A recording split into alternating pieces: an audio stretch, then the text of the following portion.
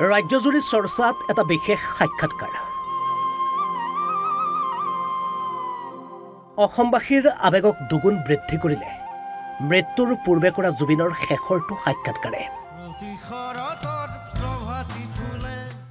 প্ৰায় 1 ঘণ্টা 20 মিনিটৰ সাক্ষাৎকাৰটো চিনাকি জুবিনৰ বহু অকথিত দস্তাবেজ বাঘৰ পোৱালি কান্ধত লৈ উমলাৰ পৰা আৰম্ভ কৰি অষ্টম শ্ৰেণীত কম্পোজ কৰা জীৱনৰ প্ৰথমটো গীতৰ আঁৰৰ কাহিনী সাগৰ ভালপোৱা জুবিনৰ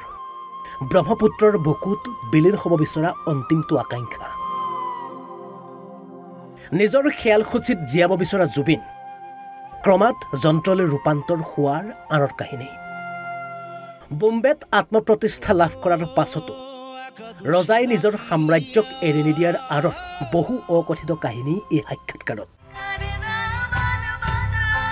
হয়তো অসমৰ হিয়াৰ আমঠু জুবিন গাৰ্গৰ জীৱিত কালত লোৱা অসংখ্য সাক্ষাৎকাৰ আছে টিভি ৰেডিঅ' ডিজিটেল মাধ্যম সকলোতে জুবিনৰ সাক্ষাৎকাৰৰ অভাৱ নাই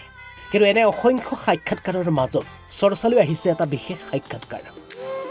কাৰণ মৃত্যুৰ পূৰ্বে কৰা এইটো আছিল জুবিনৰ শেষৰটো সাক্ষাৎকাৰ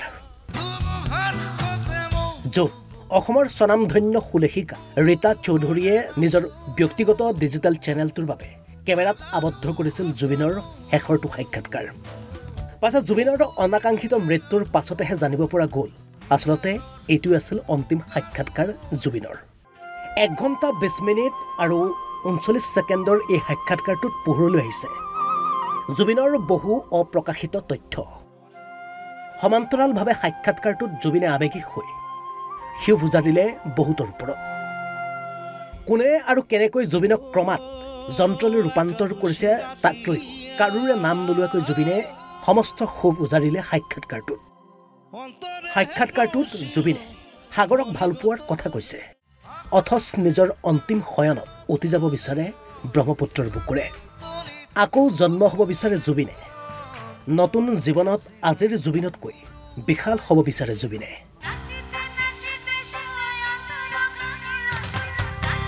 গীত গাই গাই আমুৱাই যোৱা জুবিনে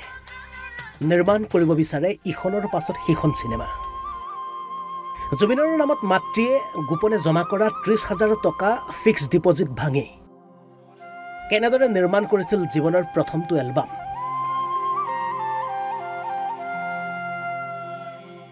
সকলো প্ৰকাশ কৰি গ'ল মৃত্যুৰ পূৰ্বে কৰা শেষৰটো সাক্ষাৎকাৰত আৰু জুবিনৰ এই শেষৰটো সাক্ষাৎকাৰে শোকৰ দিনবোৰক আৰু দীঘলীয়া কৰিলে ৰাজ্যবাসীৰ news desk report Assam live 24